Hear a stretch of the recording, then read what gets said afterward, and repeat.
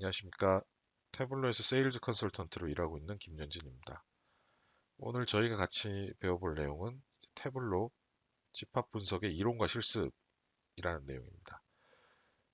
혹시 실습 파일이 없으신 분들은 이제 화면에 보이는 URL에서 다운을 받아주시면 감사하겠습니다. 본격적으로 학습에 들어가기에 앞서서 일단 본 동영상 강좌를 준비하게 된 배경을 간단히 설명을 드리고 넘어가면 좋을 것 같은데요.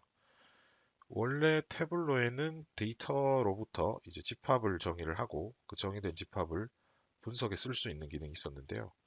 그러다가 이번에 2018.3 버전이 이제 릴리즈가 되면서 여러 다양한 분석 기능과 함께 집합 작업이라고 하는 기능이 추가가 되어서 이번에 집합 기능이 다시 한번 재조명 받게 되었습니다. 그래서 이번 동영상 강좌를 통해서는 기존 태블로 집합 기능은 어떻게 사용할 수 있었고 어떤 한계점이 있었는지 학습해보고 그다음에 새로 출시된 이번 집합 작업, 이제 영어로는 set action이라고 하는데요. 집합 작업 기능을 활용해서 어떤 분석을 수행할 수 있는지 배워보도록 하겠습니다. 우선 학습 목차인데요. 일단 태블로에서 말하는 집합이란 어떤 것인지에 대해서 간단히 살펴보고 태블로에서 집합을 만드는 방법, 그다음 기초적으로 어떻게 쓸 수 있는지를 간단히 보겠습니다. 그 후에 저희가 새로 나온 집합 작업의 작동 원리를 보고 이제 제가 준비한 몇 개 사례가 있는데요. 사례를 같이 구성을 해보면서 이제 실습을 해보는 형태로 진행을 하도록 하겠습니다. 우선 태블로에서 말하는 집합이란 어떤 것인가인데요. 어떤 조건이 있다라고 이제 가정을 해봅시다. 예를 들면 이제 고객분들이 이제 모여 계시고 거기 계신 분들한테 제가 이제 질문을 하는 거죠. 혹시 태블로를 사용하신 지 6개월 이상 되신 분 계십니까? 라고 하면은 네 라고 하는 분도 계실 거고 아니요 라고 하는 분도 계실 겁니다. 그래서 모여 있는 고객분들이 이제 6개월을 기준으로 해서 예와 아니오로 이제 나뉘어지겠죠. 또는 어떤 연예인의 팬이냐, 예를 들어 아이유의 팬이십니까라고 여쭤봤을 때도 네, 아니오로 이제 나뉘어질 수 있을 겁니다. 그래서 보시는 것처럼 어떤 태블로의 집합이라는 것은 특정한 조건이 있을 때 이 조건을 기반으로 하나의 영역을 인과 아웃으로 분리를 해준다라고 보시면 돼요. 간단하게 저희가 비슷하게 쓰이는 것 중에 이제 필터라는 게 있는데 필터는 특정한 조건을 기반으로 해당하는 것만 가지고 분석을 할 수 있도록 도와주는 거죠. 하지만 집합은 해당하는 것뿐만 아니라 해당하지 않는 것까지 같이 분석에 쓸 수 있도록 해주는 게 집합이다라고 보시면 될 것 같습니다. 그래서 매뉴얼에 있는 내용을 잠깐 발췌를 해봤는데요. 보시면 이제 집합 가지고 여러 분석 질문에 대한 답변을 얻을 수 있는데 집합은 일부 조건을 기반으로 데이터의 하위 집합을 정의하는 사용자 지정 필드입니다. 라고 되어 있습니다. 이 사용자 지정 필드라는 게 중요한 거고요. 저희가 이제 이 사용자 지정 필드이기 때문에 그 만들어진 집합은 간단하게 필터로만 쓸 수 있는 게 아니라 그뿐만 아니라 이제 행열 선반에 올리거나 아니면 마크 카드에 올리면서 저희가 다양한 시각적 결과를 만들어내는 데에 활용할 수 있다라고 이제 이해를 하시면 될 것 같습니다. 요거는 실제 활용법에서 저희가 한번 보면 좋을 것 같고요. 일단 만드는 법부터 한번 정리를 하고 넘어가겠습니다. 집합을 만드는 방법은 이제 크게 두 가지가 있는데요. 하나는 화면에서 직접 선택하거나 아니면 만들기 메뉴에서 직접 항목들을 찍어서 선택하는 경우입니다. 이거는 고정이 돼 있겠죠. 저희가 선택한 항목들만 들어가 있기 때문에 정적 집합이라고 하고 움직이지 않는 고정된 집합이라고 봅니다. 또 한 가지는 이제 특정 조건이나 상위 하위 기준으로 잘라서 넣는 건데 이 조건이라던가 조건 수식이라던가 아니면 상하위 같은 경우는 데이터가 변동이 됨에 따라서 해당하는 집합의 멤버가 바뀔 수가 있겠죠. 이렇게 이제 동적으로 바뀔 수 있는 집합에 대한 정의를 저희는 동적 집합 정의라고 합니다. 또는 이제 번외로 저희가 필터에서 저희가 집합을 만드는 것도 가능합니다. 그래서 집합을 만드는 방법은 한번 저희가 배포해드린 실습 파일을 열어서 보면서 제가 한번 보도록 하겠습니다. 네, 그 배포해드린 통합 문서를 한번 열어보시면은 이제 여러 워크시트들이 있고요. 제가 앞에 설명드렸던 부분들도 다 들어가 있습니다. 이 중에 이제 정적 집합 생성부터 이제 볼 텐데요. 앞서 말씀드린 대로 기초 개념, 집합의 생성 정의 및 활용법에 대해서는 좀 빨리 제가 데모 위주로 진행을 하도록 하겠습니다. 정적 집합 생성은 사실 간단한 개념이고요. 보시면은 이게 매출 대비 수익성을 이제 고객별로 표현하고 있는데 아래쪽에 보시는 것처럼 이렇게 매출 기여도는 꽤 높은데 수익성이 마이너스인 고객이 있다라고 할 때 해당 마크를 이렇게 선택을 해주시면은 메뉴가 나오고 중에 집합 만들기를 하면 저희가 수익성 악화 고객이라고 이름을 줄 수 있고요. 이렇게 확인을 하게 되면 이쪽 데이터 페인에서 차원, 측정값 아래쪽에 집합 섹션이라고 생기고 수익성 악화 고객이라고 들어가 있는 거 볼 수 있습니다. 그래서 집합 편집에 가보면 저희가 선택한 게 이제 들어가 있고요. 이 집합이 이 데이터 페인에 생성되는 거는 사실은 여러 워크시트에서 중복해서 쓸 수 있도록 하기 위함입니다. 그래서 이 특성을 이용해서 사실은 뒤에 집합 작업에서 쓰는 기능들이 있으니까요. 이것도 좀 명심을 해두시면 좋을 것 같고 우선 제가 선택한 이렇게 수작업으로 선택한 거 외에 마이너스인 고객을 다 선택한다고 한번 해보겠습니다. 이때는 제가 이렇게 마이너스인 고객이 이 정도겠죠. 이렇게 선택하는 방법도 있겠습니다만 이게 보시는 것처럼 이렇게 정확하게 하기가 쉽지가 않습니다. 그래서 이때는 저희가 이렇게 수작업으로 정적으로 정의하는 것보다는 뒤에서 볼 동적인 집합 정의 방식 중에서 수식 기반의 조건 정의 방식을 쓰시는 게 이제 맞을 겁니다. 일단은 제가 이제 선택했으니까 집합 만들기에 가보면 이제 새로운 집합을 만들 수도 있고요. 아니면 저희가 수익성 악화 고객이라고 기존에 만든 집합에 추가나 해당하는 고객 리스트를 제거를 하는 집합 간의 연산을 수행할 수도 있습니다. 일단 저는 추가를 해보겠습니다. 추가를 하게 되면 이제 집합에 멤버가 다 추가된 걸 볼 수 있고요. 이런 형태로 만들어진 집합은 동적이건 정적이건 한번 만들어진 것은 필드처럼 저희가 쓸 수가 있습니다. 그래서 드래그해서 색상으로 표현한다던가 아니면 기존에 만들어진 분석이 있을 경우에 이렇게 필터로 놓는다던가 하는 식으로 쓸 수 있고요. 필터로 쓰게 되면 저희가 선택한 항목들이 그대로 다 멤버가 표시가 되는 걸 볼 수 있습니다. 그래서 이렇게 만들어진 필터는 저희가 드래그해서 다시 행선반 같은 곳에 놓게 되면 해당하는 고객 수준으로 데이터를 펼쳐서 보여주는 것도 볼 수 있습니다. 저희가 이제 집합 항목은 드래그해서 쓰게 되면 아이콘이 옆에 이렇게 집합, 교집합 표시가 같이 표현이 되는 거고요. 우측 버튼을 클릭해 보면 사실 멤버로 현재 보이고 있는 이유는 저희가 필터를 먼저 놨기 때문에 그렇고요. 제가 앞서 설명드린 것처럼 in and out으로 집합과 집합 밖에 있는 걸 비교하는 것도 쓸 수가 있습니다. 그래서 집합을 행렬 선반에 올리느냐, 필터에 올리느냐, 마크 카드에 올리느냐에 따라서 정해진 기본 액션이 있는데 그게 만약에 원하는 형태가 아니면 우측 버튼 눌러서 멤버냐, 인아웃이냐를 이제 선택해 주시면 되는 거고요. 인아웃으로 표시를 시키게 되면은 사실 필터가 이제 의미가 없어집니다. 왜냐하면 인아웃이라는 게 전체 데이터를 대상으로 하는 거기 때문에 저희가 집합을 필터로 씀으로 인해서 생겼던 멤버 기반의 필터는 사라지고 이제 데이터가 인아웃으로 이제 표현이 되는 걸 볼 수 있죠. 그래서 수익성 악화 고객이 발생시킨 것 대비 그 외의 고객들을 발생시킨 것들을 비교하는 데 쓸 수도 있습니다. 또는 인아웃 자체도 필터에 들어가서 쓰게 되면 이렇게 필터로 쓸 수가 있습니다.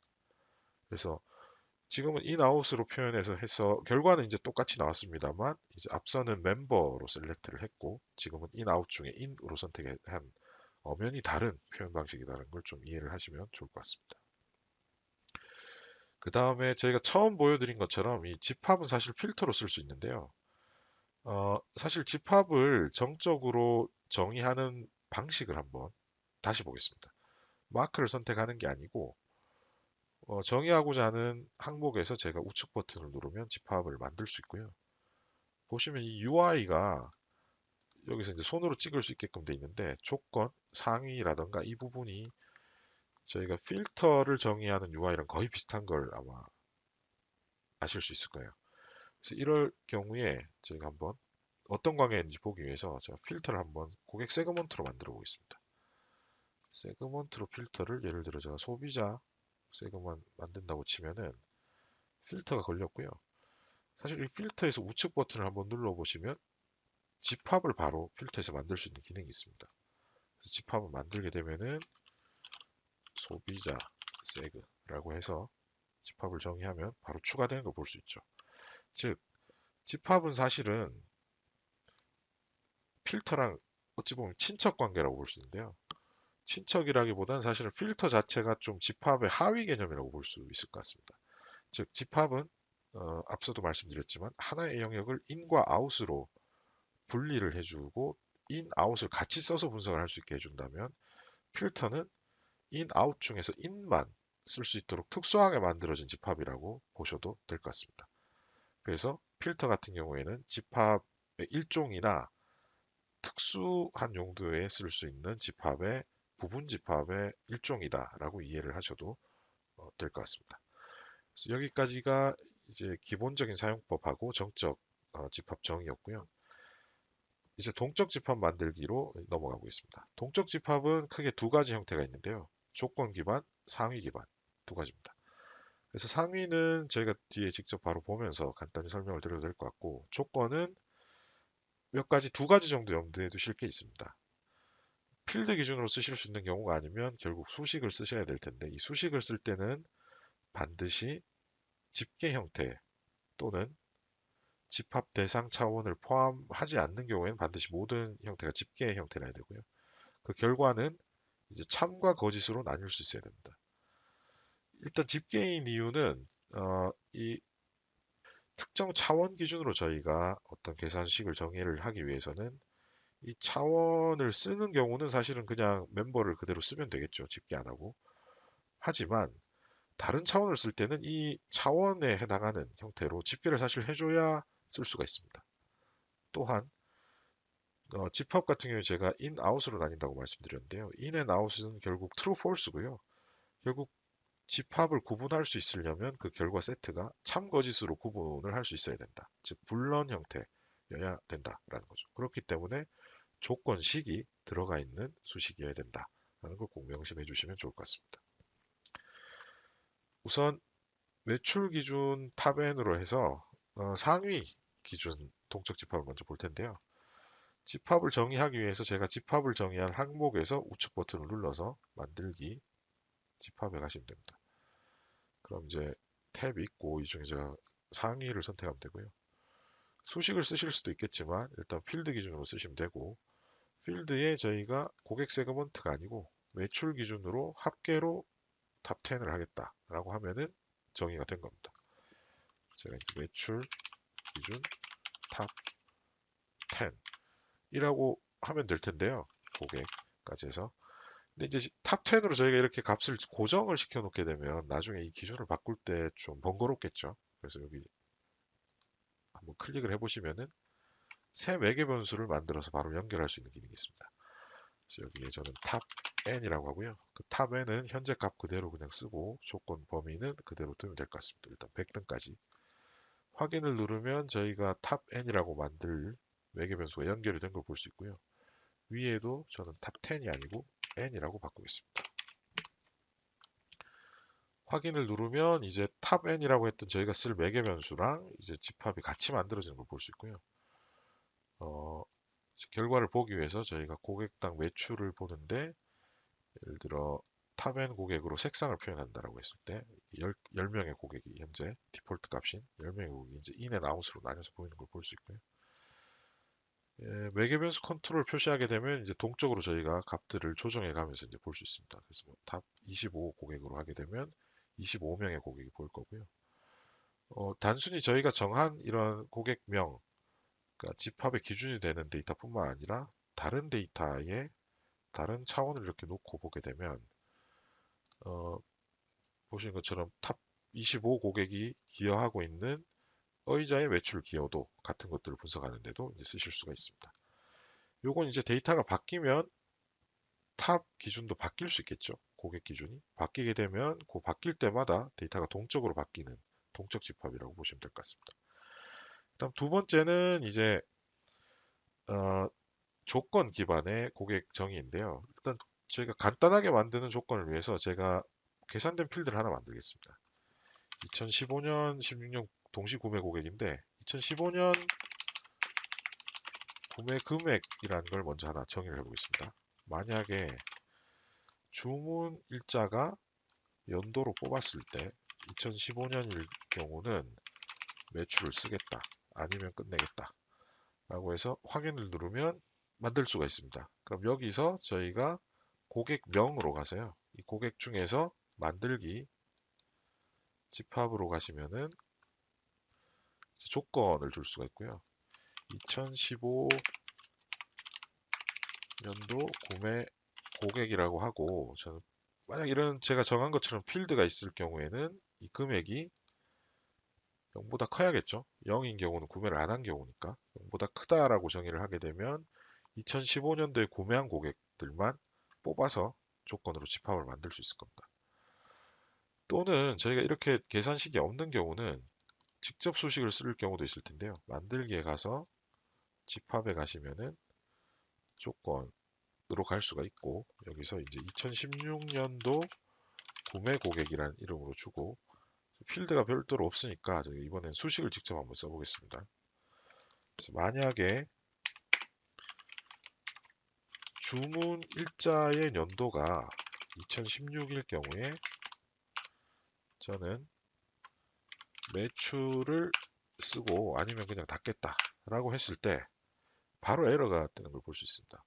보시면 이 수식이 집계 계산이어야 된다고 제가 말씀드렸죠. 또는 이 필드만 참조를 할 수도 있습니다. 하지만 저희는 다른 필드를 참조하고 있고 집계가 아니기 때문에 에러가 떴고요. 썸을 해주면 될 것 같아요. 자, 그럼 썸을 했음에도 에러가 나는 게 이제 수식이 부울 수식이어야 된다. 참 거짓이 돼야 된다는 거죠. 즉 앞서 저희 2015년도가 0보다 크다라고 했듯이 집계 금액이 0보다 크다라고 표현해주면 이제 잘 정상적으로 에러 없이 되는 걸 확인할 수 있습니다. 그래서 확인을 클릭해 주시면 이제 2016년도 구매 고객이 나왔고요.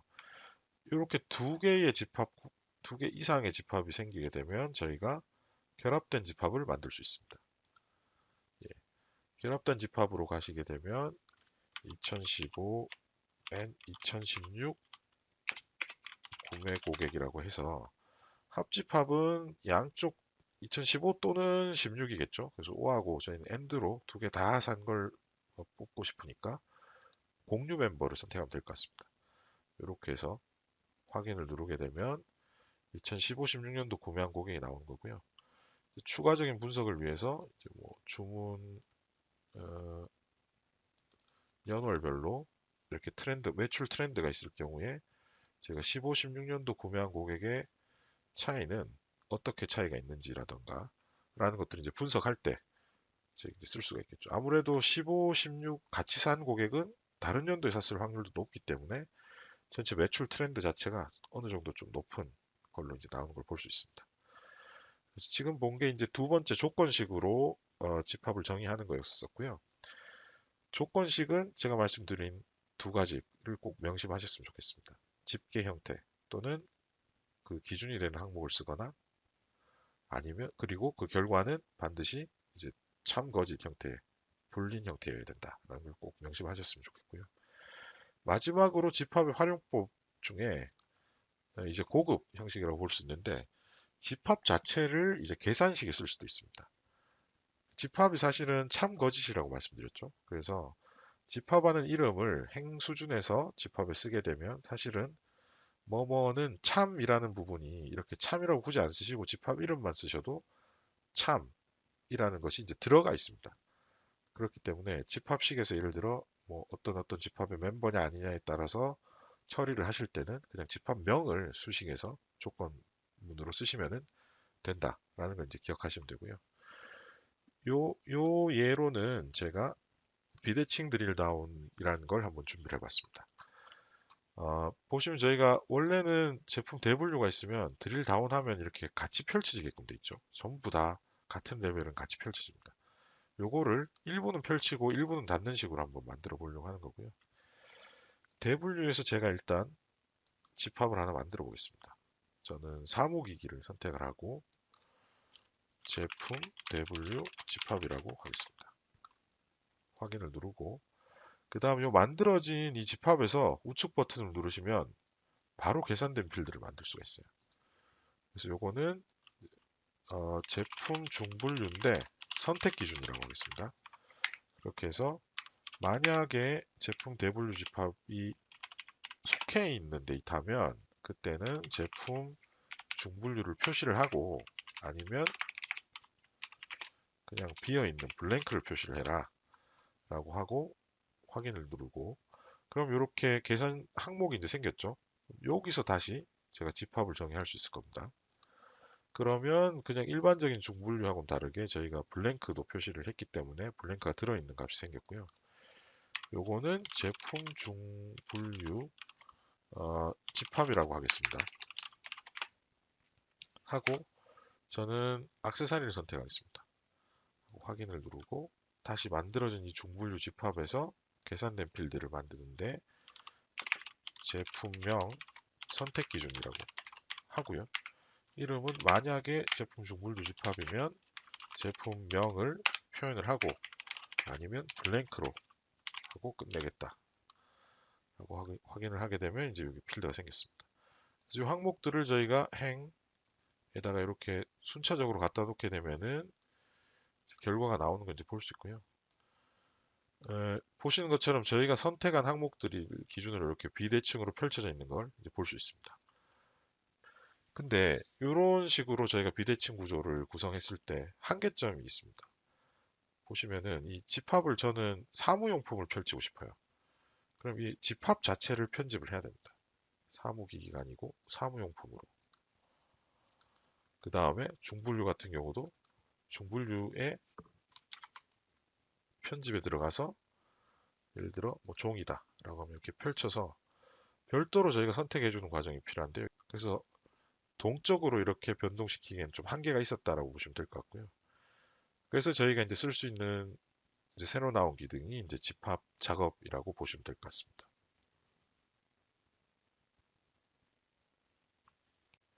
자, 그러면 이제 집합 작업에 대해서 이제 배워보겠는데요. 집합 작업의 작동 원리에 대해서 잠깐 보고 이제 실습으로 넘어가겠습니다. 집합 작업은 이제 2018.3 버전에서 추가된 기능으로 선택된 마크를 기반으로 집합된 멤버를 조정해주는 기능이다라고 보시면 됩니다. 저희가 액션, 즉 작업이라는 게 여러 가지가 사실은 있었는데요. 기존에 사실은 이런 거였습니다. 어떤 뷰가 있을 때 대시보드 또는 워크시트에서 마크를 선택하면 타겟에 필터를 걸 수 있어요. 또 한 가지는 타겟을 하이라이트 할 수 있었고 또는 타겟이 있을 때 URL을 여는 기능이 있었습니다. 이게 기존의 저희가 작업이었는데요. 여기에 집합 작업이 추가됐다고 보시면 됩니다. 그래서 집합 작업이란 것은 저희가 어떤 뷰에서 마크를 선택을 하는 경우에 그 해당하는 마크로 집합의 멤버를 변경을 시켜주는 기능이고요. 집합은 앞에서도 보셨듯이 이제 데이터 페인에 들어가는 어, 워크시트 수준이 아니고 통합 문서 수준에서 저희가 동일한 데이터를 쓰거나 할 때 전반적으로 다 적용이 될 수 있는 범위로 영향을 줄 수 있는 어떤 것이었죠. 그래서 기존 액션들은 하나의 작업으로만 연동되고 그게 끝이었다면 집합 작업은 구성 내용에 따라서 사실 타겟을 다수 개로 줄 수도 있고 한 개로 줄 수도 있고 무궁무진하게 그걸 비즈에 쓸 수도 있고 계산에 쓸 수도 있고 제한 없이 결과를 만들 수 있다는 게 아주 강력한 기능이라고 할 수 있겠습니다. 그래서 요거는 저희가 이제 실제로 실습으로 한번 보면서 내용을 좀 더 깊게 배워보면 이제 좋을 것 같습니다. 자, 그러면 이제 배포해드린 통합 문서에서 집합 작업 연습으로 가주시면 좋겠는데요. 지금부터는 실습을 좀 따라해 주시면 좋을 것 같습니다. 우선 저희가 이제 집합 작업에 대한 가장 간단한 샘플 가지고 좀 연습을 해볼 텐데 집합 작업을 정의하기 위해서는 일단 집합을 정의를 해야 됩니다. 현재 보고 있는 뷰 중에서 중분류 수준에서 제가 일단 의저 책장을 선택을 했고요. 요거 가지고 집합을 만들 거고 이름은 집합 작업 연습이라고 하겠습니다. 하고 확인을 누르면 이제 집합이 여기 생성이 됐죠. 그 집합 작업은 집합에 영향을 주는 거고 그 집합에 영향을 주는 스코프는 크게 두 가지가 있다고 보시면 돼요. 하나는 워크시트 수준, 하나는 대시보드 수준. 그래서 이거를 선택하는 기준은 저희가 이 작동이 일어날 위치가 워크시트냐, 대시보드냐를 보시면 됩니다. 현재 저희는 이 작업이 워크시트 수준에서 일어나면 되니까 워크시트에 작업을 클릭하시면 되고요. 사실 워크시트는 대시보드에 있는 내용은 이미 활성화가 안 돼 있습니다. 선택할 수 없도록. 그래서 워크시트 수준의 작업에 가시면은 작업을 추가할 수 있고요. 여기에 집합값 변경을 선택해서 작업을 추가하겠습니다. 그 다음에 이제 원본 시트가 어떤 것인지 나오고 그 중에서 작업을 실행한 조건이 있습니다. 마우스만 올라가도 할지 아니면 선택했을 때 할지 아니면 선택했을 때 메뉴를 보여주고 두 번째 선택할 수 있도록 할지 요거고요. 요 중에 저는 일단 선택했을 때 작동을 하면 좋을 것 같고 우선 대상이 되는 집합은 집합 리마인드에 있는 집합 작업 연습을 하면 될 것 같아요. 그리고 만약에 선택을 뺐을 때 선택을 지웠을 때는 집합 값을 그대로 선택한 값을 유지를 할지 아니면 집합에 있는 집합의 대상이 되는 항목의 모든 값을 추가를 할지 아니면 모든 값을 제거를 할지를 선택할 수 있는데요. 저는 이 선택된 것을 뺐을 때도 값이 유지가 됐으면 좋겠어요. 왜냐하면 이걸 색상에 쓰려고 하거든요. 그래서 이렇게 해놓고 확인을 누르면 이제 정의가 된 겁니다. 그래서 저희가 원래 만들었었던 의자 책장이 지금 들어가 있죠. 여기를 저희가 뭐 이쪽에 있는 일반 사무용품부터 라벨까지를 선택을 하고 다시 집합 작업 연습에 편집에 가보면 값이 밖에 있는 걸 볼 수 있습니다. 그래서 작동 원리 자체는 아주 간단한 기능이고요. 저희가 선택한 마크가 집합을 저희가 타겟으로 정의한 집합의 값을 바꿔준다 라고 보시면 됩니다. 그래서 이런 경우는 저희가 이걸 색상에 쓰게 되면 현재 선택한 항목 가지고 색상을 이제 표현해 준다던가 하는 식으로 이제 쓸 수가 있겠죠.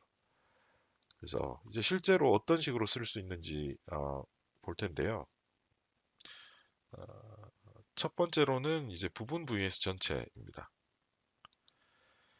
이 뒤에는 이제 다 제가 이제 쓸 수 있는 실제 케이스 들을 이제 발췌를 해 놓은 건데 형태는 이렇습니다. 제가 먼저 가장 기본적인 시각화는 구성을 해 놓고요. 이제 저랑 같이 집합 작업을 어떻게 구성을 할지 그러니까 집합을 만들고 작업을 정의를 한 후에 타겟에서 그 집합에 대한 작업이 어떻게 반영이 되면 좋을지만 집중적으로 보면서 어, 연습을 해보도록 하겠습니다. 지금 현재 제가 원하는 결과는 부분 vs 전체라고 해서 보시면 지역별 판매 현황과 이제 전체 대비 매출 비율이라는 워크시트가 있는데 제가 선택한 항목이 전체 대비 비율로 표현이 됐으면 좋겠어요. 근데 기존에 있었던 저희 작업, 필터 작업 같은 경우에는 이렇게 선택을 하게 되면 선택한 지역으로 전체 필터를 걸어줘 버리게 되죠. 그래서 이런 형태가 아니고 저는 선택된 것 대비 선택되지 않은 것을 비교해 보고 싶습니다. 인앤 아웃을 비교하고 싶은 거고요. 그럴 경우는 먼저 집합을 먼저 하나 만들어야겠죠. 일단 한 군데 선택을 하시고 집합을 만들어 줍니다. 집합은 시도 괄호 열고 집합이라고 하고요. 국가는 지금 다 대한민국 데이터를 다루기 때문에 국가까지는 굳이 안 넣어도 될 것 같습니다. 그거 빼시고 확인을 하시면은 집합을 하나 만들었죠. 그러면 전체 대비 매출 비율 이 워크시트에서는 시트로 일단 이동을 하시게 되면 이 시도 집합을 어떻게 쓸지를 이제 정해야 됩니다. 드래그해서 색상으로 놓게 되면은 전체 대비 비중이 이제 보이겠죠. 그러면은 저희가 선택한 값이 강원도였는데 그 강원도가 차지하는 비중이 이제 보이는 거죠. 그래서 마지막으로 저희가 이 선택 작업을 했을 때 이게 저희가 정의를 했었던 그 집합의 값을 바꿔줄 수만 있으면 이제 될 것 같습니다. 그 작업이 이제 이 대시보드로 가시면은 작업이 있고요. 저희가 보고 있는 뷰의 수준이 현재 대시보드이기 때문에 대시보드 작업을 선택을 하셔야 됩니다. 하시면 뭐 아마 아무것도 없으실 거고요. 저는 기존에 작업했던 게 있어서 남아 있는 거고 작업 추가에 가셔서 집합값 변경을 선택을 하시면은 뭐 여러 값이 있는데 이 중에 현재 소스가 되는 지역별 판매 현황을 체크를 해주시고 값을 선택을 했을 때 대상은 저희가 보고 있는 이 부분 vs 전체 제가 이름을 다 번호별로 다 맞춰서 해놨거든요. 그래서 부분 vs 전체에 저희가 방금 만들어준 시도 집합 값을 바꾸겠다. 그 다음 그 선택을 뺐을 때에 어떤 형태로 할지를 이제 정해줘야 되는데요. 저는 선택을 했을 때는 선택된 것들을 그대로 보여주고 선택을 안 했을 때는 모든 값을 빼도록 하는 게 명시적일 것 같습니다. 그래서 이렇게 하고 확인을 누르고 확인을 누르게 되면 된 거고요. 보시면 이제 수도권 선택해 보시면 수도권 매출 비중 대비 나머지 지역의 매출 비중이 보이는 걸 볼 수 있습니다. 네. 요게 이제 가장 간단하게 적용해 볼 수 있는 집합 작업의 예시였고요. 한 번 더 연습을 하기 위해서 제가 워크시트를 하나 더 만들어 놨는데 제품 중분류별 매출이라고 해서 쭉 나오는 게 있습니다. 여기도 저는 시도 저희가 선택된 집합 수준에서 매출 비중이 같이 표현이 됐으면 좋겠어요. 그러면 마찬가지로 여기 뷰에 저희가 없을 뿐이지 뷰에 이쪽에 저희가 넣으면 되겠죠. 그래서 제품 중분류별 매출을 제일 아래쪽에 추가를 해주시고 그 다음에는 저희가 이 집합은 이미 만들어 놨기 때문에 동일한 데이터 소스를 쓰는 위에 양쪽에 두 개의 워크시트 수준에서 이미 작업을 하면서 집합을 만들었기 때문에 해당 시트로 이동하셔서 집합을 어떻게 쓸지만 고민해 주시면 됩니다. 그래서 시도 집합을 마찬가지로 색상에 쓰겠다. 현재는 저희가 선택한 게 없어서 그렇고요. 부분 전체로 가서 특정 집합을 선택을 하게 되면 저희가 작업을 별도로 추가로 정의를 안 해도 워크시트에 적용이 되는 건지 보실 수 있습니다. 저는 선택된 이 아래쪽에 보이는 게 좋으니까요. 해당 워크시트로 이동해서 시트 표시 순서를 이렇게 조정을 좀 해주겠습니다. 해주고 나서 보니까 훨씬 낫네요. 그래서 보면은 저희가 집합을 하나 정의를 했을 때 저희가 앞쪽에 그냥 기본 개념에서도 봤지만 집합이란 게 데이터 페인에 생성되는 항목입니다.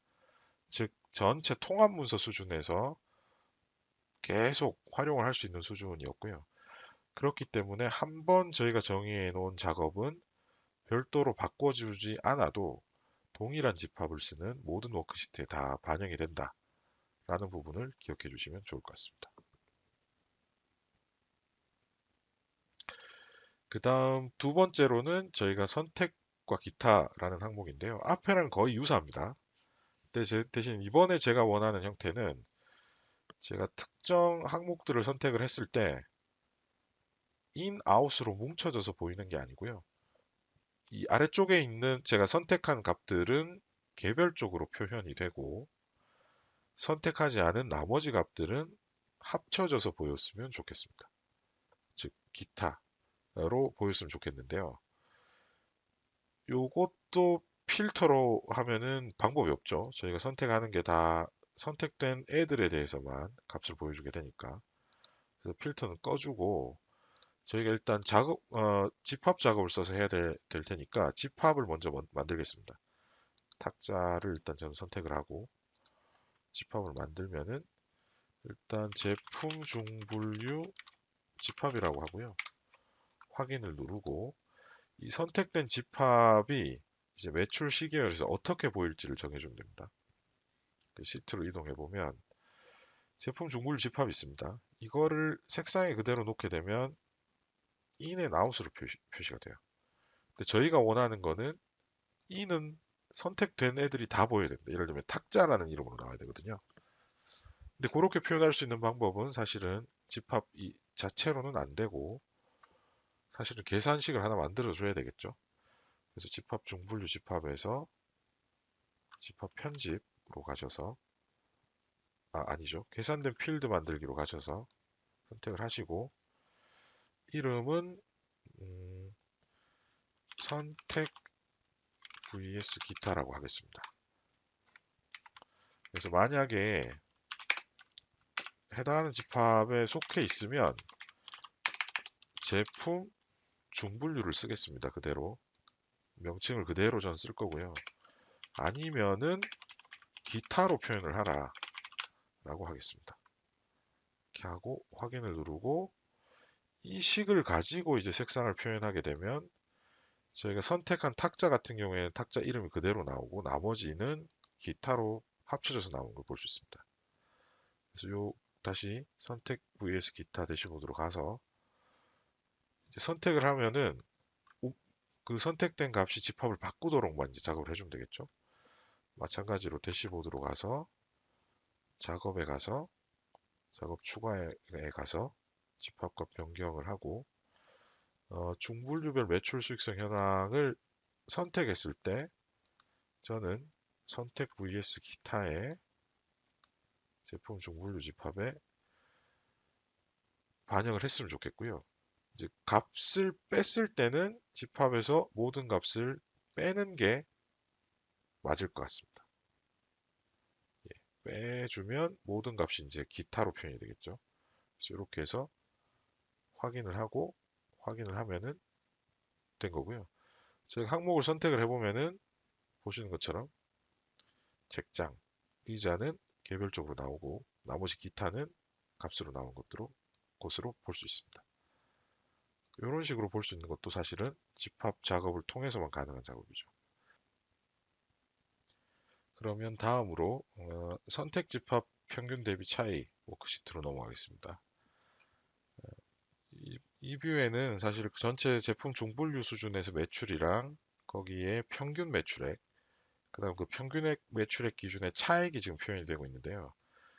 저는 이 중에 어떤 특정 항목들을 선택했을 때 선택된 항목 기준의 매출액, 평균 매출액을 다시 계산을 하고 그 계산된 값 기준으로 차이를 표현을 했으면 좋겠어요.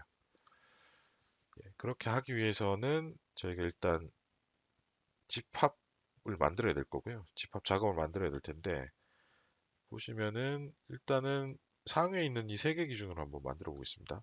집합을 먼저 만들어야 되겠죠. 집합을 만드는데 이름은 제품 중분류 선택이라고 하겠습니다. 그럼 확인을 누르면 이제 선택이 됐고요. 이 선택된 값이 이제 포함이 됐을 때, 그 집합에 포함이 됐을 때만 사실은 값을 계산할 수 있어야 그 해당하는 값의 평균 매출을 구할 수 있을 겁니다. 그래서 현재 여기서는 방법이 없으니까 집합에서 우측 버튼 눌러서 계산된 필드 만들기에 가서 매출이라고 하고요. 제품 중분류 선택이라고 하고 식을 하나 만들겠습니다. 만약에 제품 중분류 선택된 항목이라면 매출을 쓰겠다.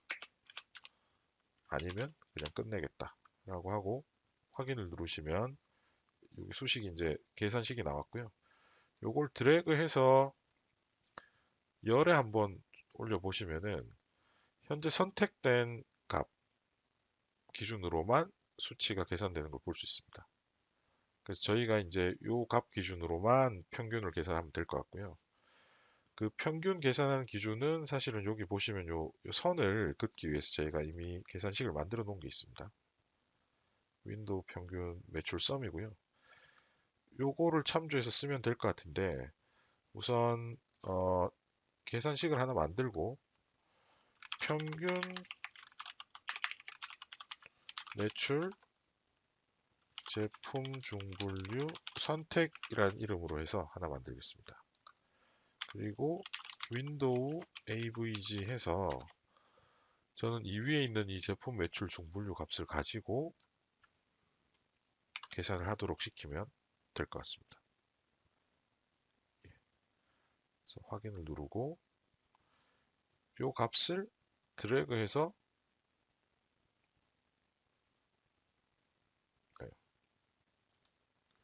이 값을 아이고 드래그가 좀 잘못됐고요.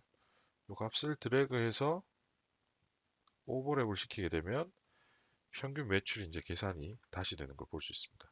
지금 어떤 항목이 선택됐는지 잘 표시가 안 되니까 제가 이 제품 중분류 선택을 색상으로 표시를 하라고 해줄게요. 그러면은 저희가 선택된 한 항목이 훨씬 더 잘 보이고 선택 항목 기준으로 이제 계산이 됐습니다.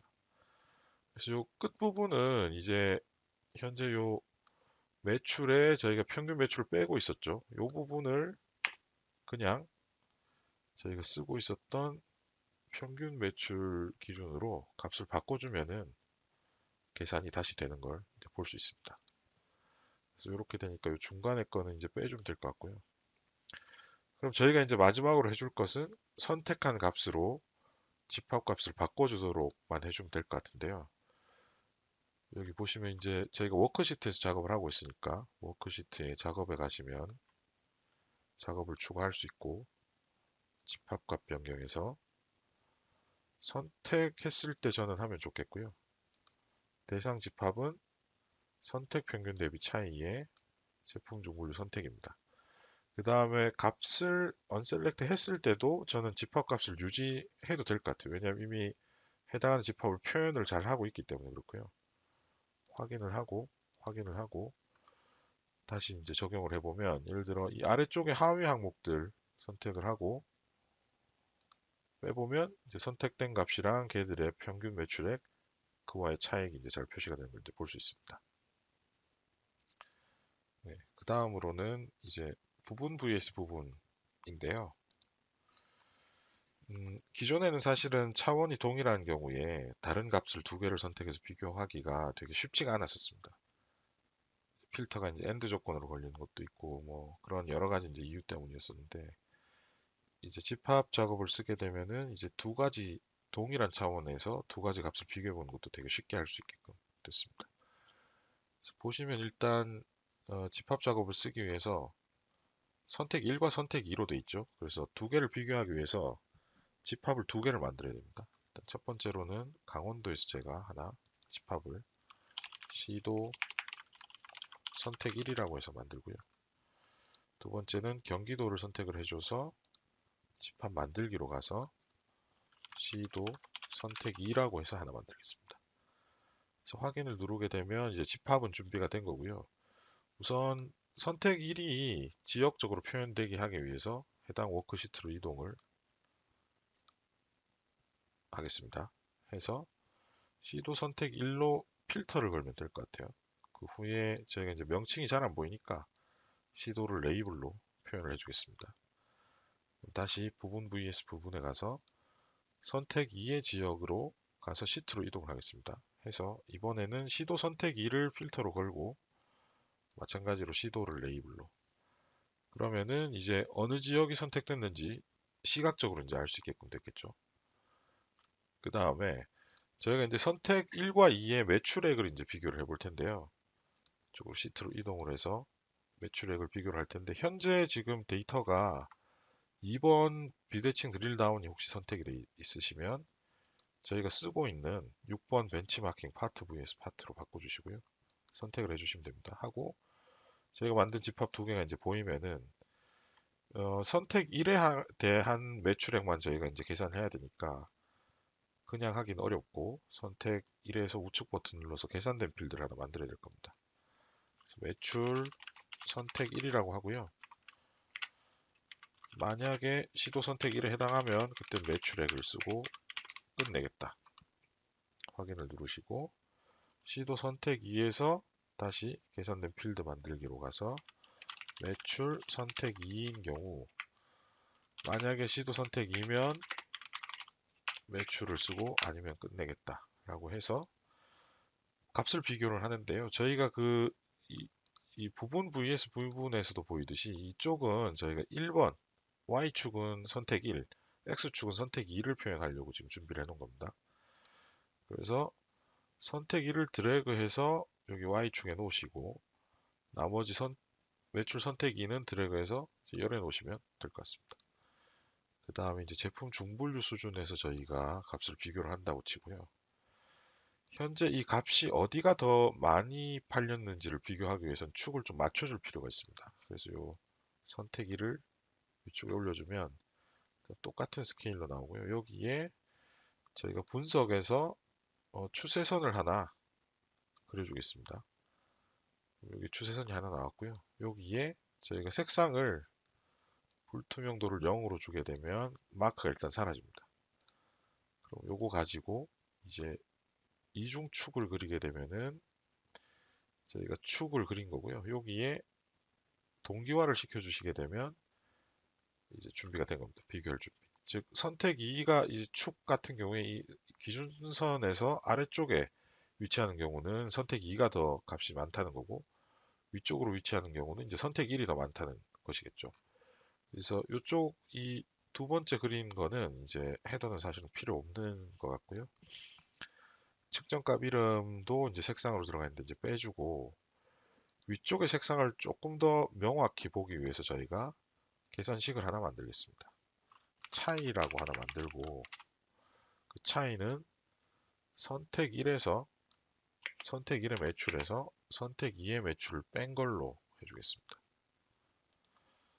하고 그 만들어진 차이를 이제 색상으로 표현을 해주게 되면은 이제 오렌지색에 가까운 쪽은 이제 선택 2의 매출이 높을 경우, 그다음 파란색에 가까울 경우에 이제 선택 1이 높을 경우로 이제 볼 수 있습니다.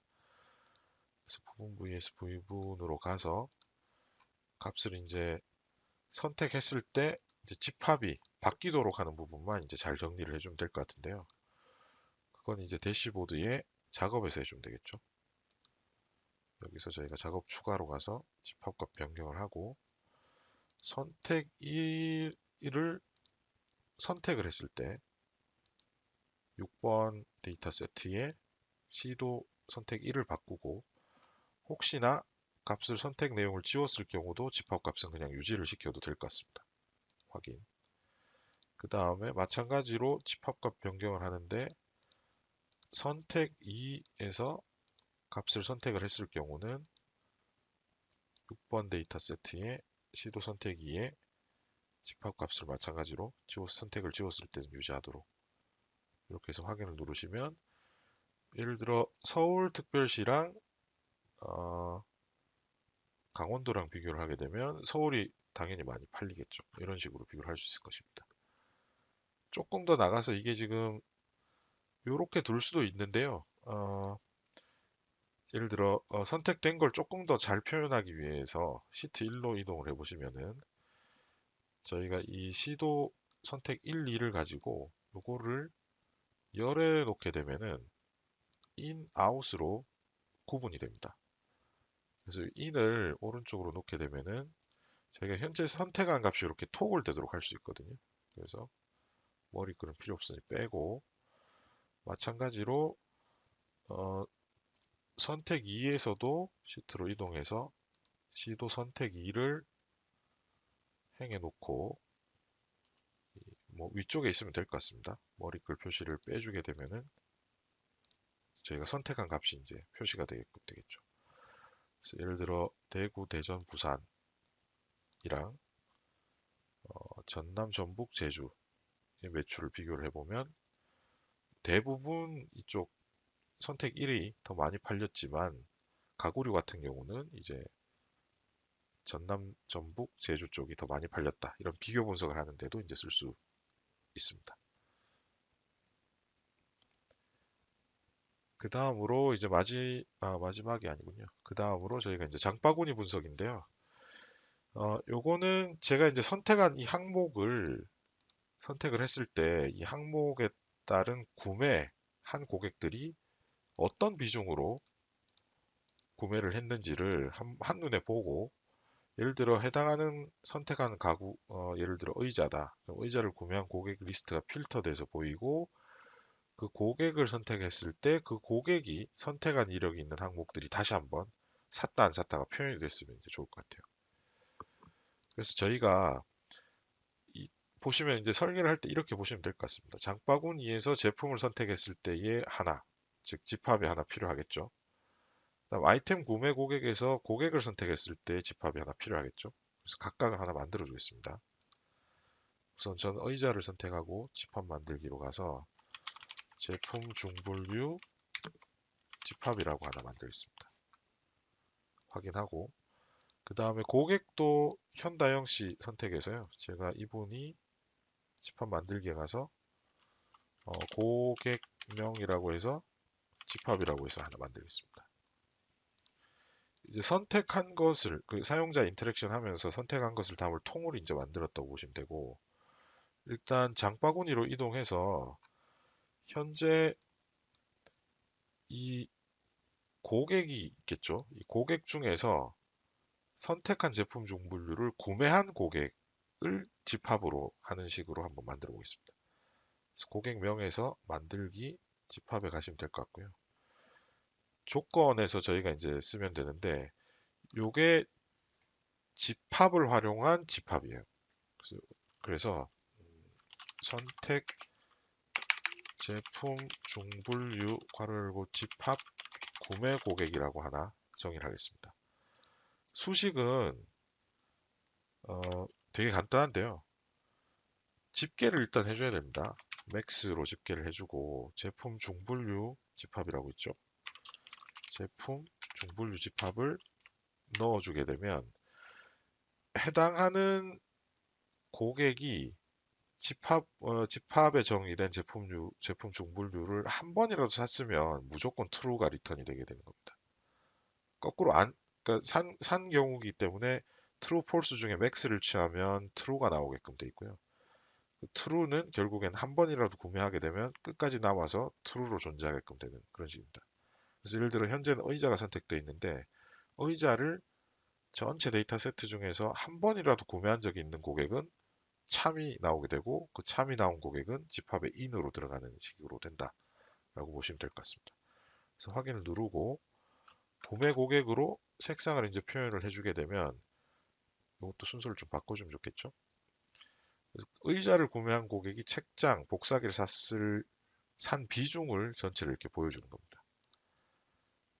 그리고 아이템 구매 고객 쪽은 가서 현재 일단 저희가 구매한 고객으로 필터를 한번 해줘야겠죠. 필터를 해주게 되면 현재 의자고요. 의자를 구매한 고객으로 필터가 걸린 겁니다. 그리고 마지막으로 이 선택 구매 고객 이력 쪽으로는 이동해서 현재 이 제품 중분류를 역으로 저희가 직전에는 고객 기준으로 구매 여부를 봤지만 이번에는 거꾸로 이제 보는 거거든요.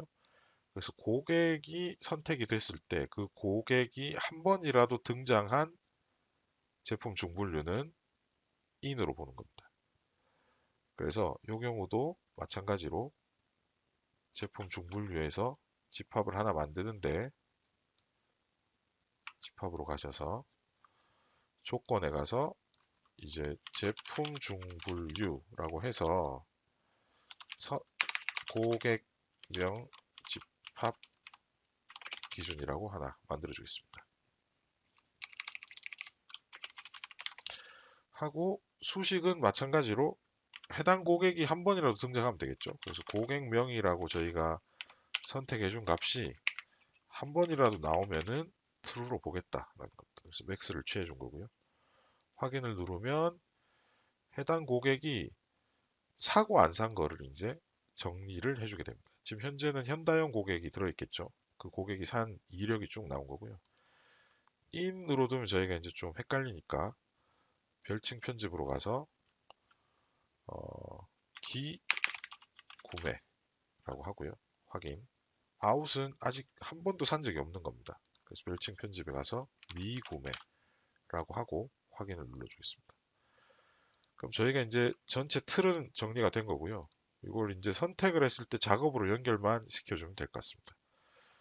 현재는 대시보드니까 대시보드에서 작업으로 해주는데 작업 추가로 가서 집합 값을 변경을 하는데 우선 장바구니에 있는 값을 선택을 했을 경우 저는 장바구니 분석에 제품 중분류 집합을 값을 바꿔주겠습니다.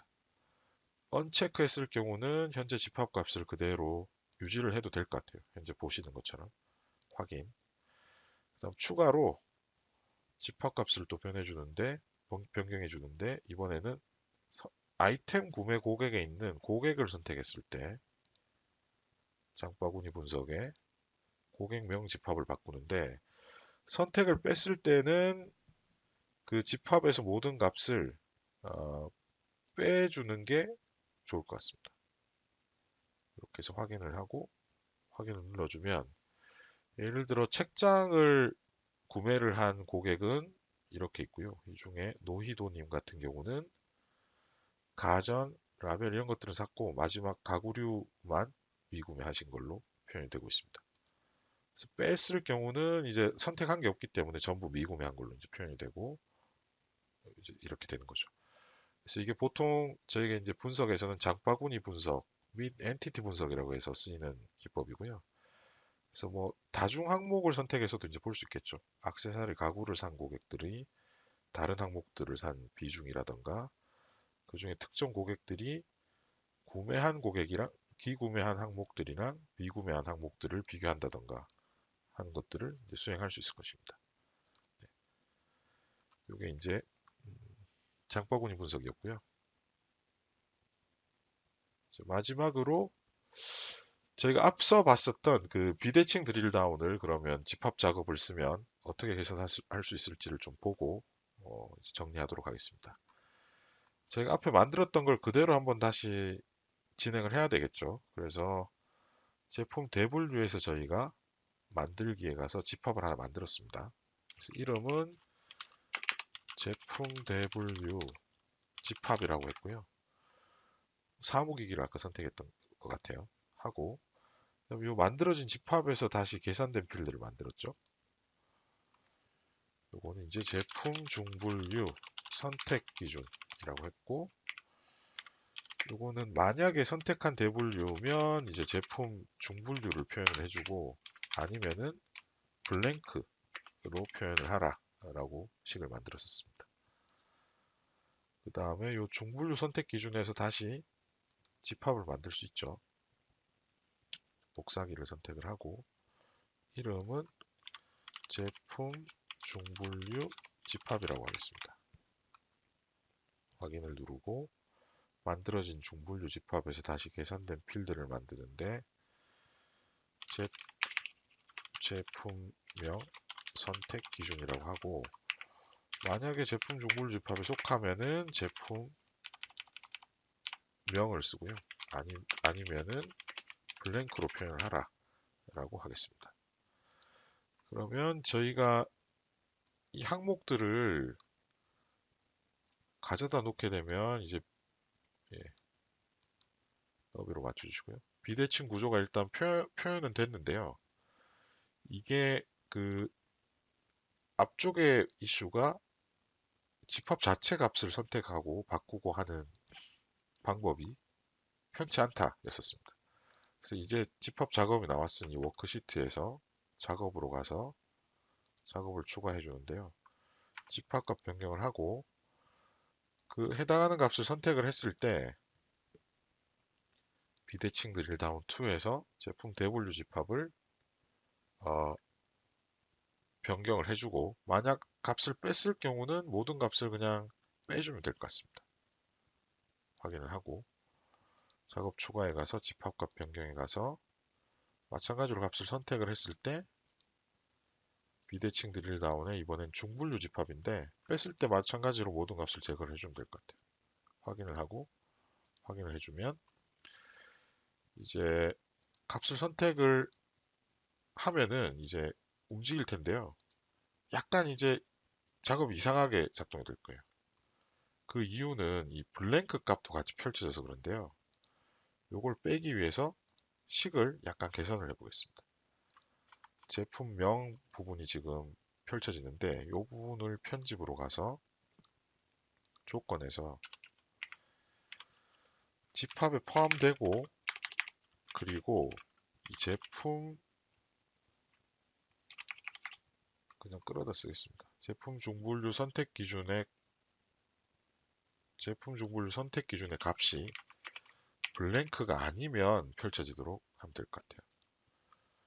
그러면 사무용품에서 여러 값들이 있고 이 중에 봉투를 선택하면 이제 봉투만 펼쳐지고 또는 가구에서 뭐 가구류 뭐 이런 식으로 값이 이제 동적으로 펼쳐지는 것을 볼 수가 있습니다.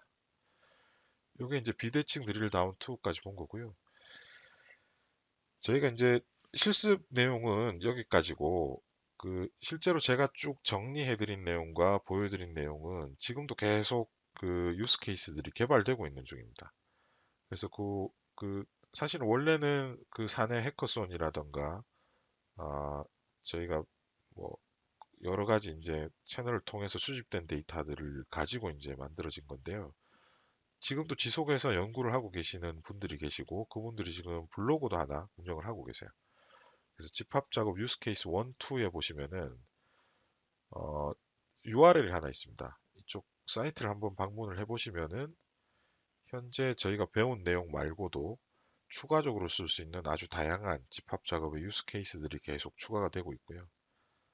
혹시 관심 있으신 분들은 만드는 순서까지 다 동영상으로 제공이 되고 있으니까 한번 가서 보시면 도움이 될 것 같습니다. 그리고 참고 리소스에는 제가 보실 수 있는 도움말이라던가 그 다음에 각종 저희 태블로 컨퍼런스에서 있었던 집합 관련된 내용들을 쭉 정리해서 링크를 달아놨는데요. 관심 있으신 분들은 추가적으로 해당 링크를 방문하셔서 학습해 보셔도 좋을 것 같습니다. 이상 여기까지가 태블로 집합 분석의 이론과 실습이었습니다. 감사합니다.